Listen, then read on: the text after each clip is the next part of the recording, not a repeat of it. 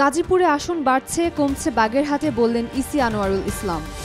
শুল্ক ইস্যুতে যুক্তরাষ্ট্রের সবুজ সংকেত পেয়েছে বাংলাদেশ। ঐক্যমত্যের তালিকা বিকেলে পাবে সব রাজনৈতিক দল বললেন আলী রিয়াজ। ৫ আগস্ট ঘিরে নিরাপত্তা হুমকি নেই বললেন স্বরাষ্ট্র উপদেষ্টা। নির্বাচনের তারিখ ঘোষণা হলে আইনশৃঙ্খলা স্বাভাবিক হবে বললেন মঈন খান। রিয়াদের বাসায় অভিযান, ২,২৫,০০,০০০ টাকার চেক জব্দ। সালমান এফ রহমান, শয়ান ও শিবলি রুবায়েত আজীবনের জন্য পুঁজিবাজারে অবাঞ্ছিত ঘোষণা। দ্বিতীয়বার যুদ্ধবিরতি লঙ্ঘনের অভিযোগ থাইল্যান্ডের, অস্বীকার কম্বোডিয়ার। রাশিয়ায় শক্তিশালী ভূমিকম্পের পর সুনামির আঘাত। সিরিজ শুরুর আগে ছিটকে গেলেন ইংল্যান্ডের অধিনায়ক। গাজীপুর জেলায় সবচেয়ে বেশি ভোটার রয়েছেন, তাই গাজীপুরে একটি আসন বাড়ানোর প্রস্তাব দিয়েছে সীমানা নির্ধারণ কারিগরি কমিটি। এছাড়া বাগেরহাটে ভোটার সংখ্যা কম হওয়ায় এ জেলা থেকে একটি আসন কমানোর জন্য প্রস্তাব করা হয়েছে বলে জানিয়েছেন নির্বাচন কমিশনার মোহাম্মদ আনোয়ারুল ইসলাম সরকার। বুধবার রাজধানীর আগারগাঁওয়ে নির্বাচন ভবনে নিজ কার্যালয়ের সাংবাদিকদের একথা বলেন তিনি। যুক্তরাষ্ট্রের সঙ্গে শুল্ক ইস্যুতে তৃতীয় দফার আলোচনার প্রথম দিনের বৈঠক নিয়ে আশাবাদী বাংলাদেশ, যেখানে ধারণা মিলেছে বাংলাদেশের শুল্ক কমানোর বিষয়ে ওয়াশিংটনের বাংলাদেশ দূতাবাসের সংশ্লিষ্ট কর্মকর্তারা এই তথ্য নিশ্চিত করেছেন। ওয়াশিংটনের বাংলাদেশ দূতাবাসের কর্মকর্তারা জানিয়েছেন, বৈঠকে দেশটির বাণিজ্য প্রতিনিধি ইউএসটিআর এর কাছে বাণিজ্য ঘাটতি কমাতে বাংলাদেশের গৃহীত পদক্ষেপ তুলে ধরা হয়েছে। তবে পরবর্তী দুদিনের বৈঠকে বিষয়টি চূড়ান্ত হতে পারে।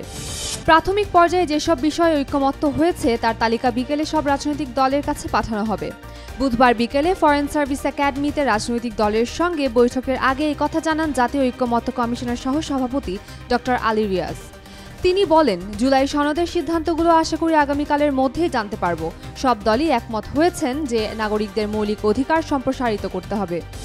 গণ অভ্যুত্থান দিবস উদযাপন নিয়ে কোনো নিরাপত্তা হুমকি নেই বলে জানিয়েছেন স্বরাষ্ট্র উপদেষ্টা অবসরপ্রাপ্ত লেফটেন্যান্ট জেনারেল মোহাম্মদ জাহাঙ্গীর আলম চৌধুরী।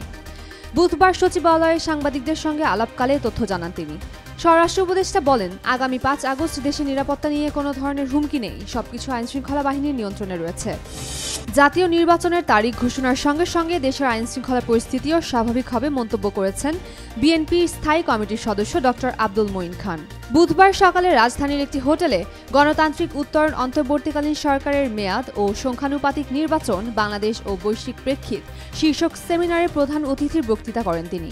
মঈন খান বলেন, ৫ আগস্ট যদি সত্যি নির্বাচনের দিন ঘোষণা করা হয়, তবে সেটা যে মাসে নির্বাচনের সময় দিকটা কেন তা নিয়ে এত ভাবনার কারণ নেই। গুলশানের সাবেক এমপির বাসায় চাঁদাবাজির ঘটনায় গ্রেপ্তারকৃত ৫ জনের মধ্যে বৈষম্য বিরোধী আন্দোলনের নেতা আব্দুর রাজ্জাক বিন সুলাইমান রিয়াদের নাখালপাড়ার বাসায় অভিযান চালিয়ে ২,২৫,০০,০০০ টাকার চেক জব্দ করা হয়েছে। বুধবার সকালে সমসাময়িক বিষয় নিয়ে ঢাকা মহানগর পুলিশের সংবাদ সম্মেলনে এ তথ্য জানানো হয়েছে।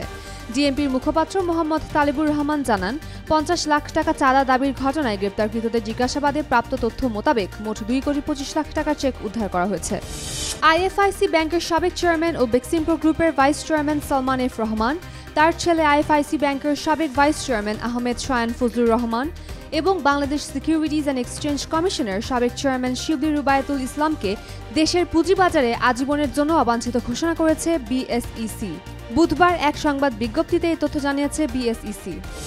বিতর্কিত সীমান্তের ৩টি পৃথক স্থানে বুধবার কম্বোডিয়ার বিরুদ্ধে যুদ্ধবিরতি চুক্তি লঙ্ঘনের অভিযোগ এনেছে থাইল্যান্ডের সামরিক বাহিনী। থাই বাহিনী সতর্ক করেছে, অব্যাহত আগ্রাসন থাই বাহিনীকে আরও দৃঢ়ভাবে প্রতিক্রিয়া জানাতে বাধ্য করতে পারে। ৫ দিনের তীব্র লড়াইয়ের পর গত সোমবার মধ্যরাতে কার্যকর হওয়া যুদ্ধবিরতিতে উভয় সরকার সম্মত হওয়ার ২ দিনেরও কম সময়ের মধ্যে ২বার এই অভিযোগ উঠল। তবে কম্বোডিয়ার পররাষ্ট্র মন্ত্রণালয় এই অভিযোগ প্রত্যাখ্যান করেছে। রাশিয়ার পূর্ব কামচাটকা উপদ্বীপে ৮.৮ মাত্রার শক্তিশালী ভূমিকম্প আঘাত হানার পর কিছু অংশে ৩ থেকে ৪ মিটার উচ্চতার সুনামি রেকর্ড করা হয়েছে। জাপানেরও ৩০ সেন্টিমিটার উচ্চতার ঢেউ আঘাত হেনেছে বলে জানা গেছে। বুধবার স্থানীয় সময় রাতে শক্তিশালী ভূমিকম্পটি আঘাত হানে। এরপর সুনামি সতর্কতা জারি করা হয়। জাপানের উত্তরাঞ্চলীয় হোক্কাইডো শহরে ১২ ইঞ্চি উচ্চতার প্রথম ঢেউ আঘাত হেনেছে এবং কর্তৃপক্ষ সতর্ক করে দিয়েছে যে পরবর্তী ঢেউ আরও বড় হতে পারে। ভারতের বিপক্ষে টেস্ট সিরিজের পঞ্চম ও শেষ ম্যাচ থেকে ছিটকে গেছেন ইংল্যান্ডের অলরাউন্ডার ও অধিনায়ক বেন স্টোকস। তিনি কাঁধের ইনজুরিতে পড়েছেন। ওভালে টেস্টটি জিতলে বা ড্র করলে সিরিজ জিতবে স্বাগতিক ইংল্যান্ড। ভারত জিতলে ড্র হবে সিরিজটি। বৃহস্পতিবার শুরু হতে যাওয়া ম্যাচে খেলানো হবে না ভারতের তারকা পেসার জসপ্রীত বুমরাকে। তাকে বিশ্রামে রাখার সিদ্ধান্ত নিয়েছে বিসিসিআই এর মেডিকেল টিম।